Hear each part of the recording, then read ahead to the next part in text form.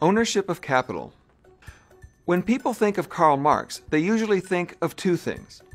One, the injustice of inequality in standards of living, and two, the necessity of lessening inequality by taking wealth from some people and redistributing it to other people. But that's only half right. Marx certainly was worried about inequality, but he thought that redistributing wealth was entirely the wrong thing to do about it. This is a point that he made in an 1875 essay called The Critique of the Gotha Program, where he argued that the architects of the German Socialist Workers' Party were getting his views all wrong. The main idea behind the Gotha program was that it takes a village for people to produce anything. So whatever people produce should be distributed equally across the whole village. Now, that sounds like what we think of as socialism, and evidently that's how it sounded to the Gotha Congress back in 1875. But Marx himself thought that this was, well, nothing more than a tired argument that people would pull out of storage whenever they wanted to make self-serving claims about how much control they should have over what someone else has made. Politicians would argue that nobody can build anything without government, so government should be first in line for whatever gets built.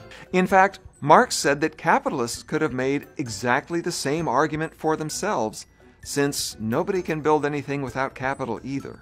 What really bothered Marx was that how anything gets built in the first place depends on the whole way that economic production is structured in society. Focusing on the final product of that economic activity and arguing over who should get it was completely beside the point. It's no good to let people do what they have to do to create wealth by the rules of the game and then redistribute the wealth when you prefer a different outcome. The real point was whether the rules of production made society a better or a worse place for everyone. If something needs to change, Marx argued, then the change must be nothing short of an overhaul of the rules themselves. So one thing that Marx made clear was that he did not advocate redistribution. Actually, Marx was a vocal opponent of redistribution. If there's something wrong with what owners of capital earn, Marx argued, then capital shouldn't be owned by private owners. What Marx really advocated was a comprehensive restructuring of how wealth is created in the first place in order to eliminate inequality. One major change was that resources must no longer be allocated by the price system. Rather, the government should own all the means of production, including both capital and land, and everything produced should go into a single pot from which everyone would receive whatever they needed.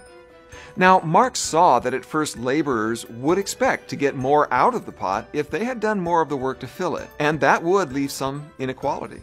So the other major change was that work must no longer be rewarded with wages. Marx predicted that humans themselves would change. Eventually, the after effects of market society would wear off, and spending one's life working in the service of others would become life's greatest reward. Then, at last, society would be whole, harmonious, and healthy, and its guiding principle would be from each according to his ability, to each according to his needs.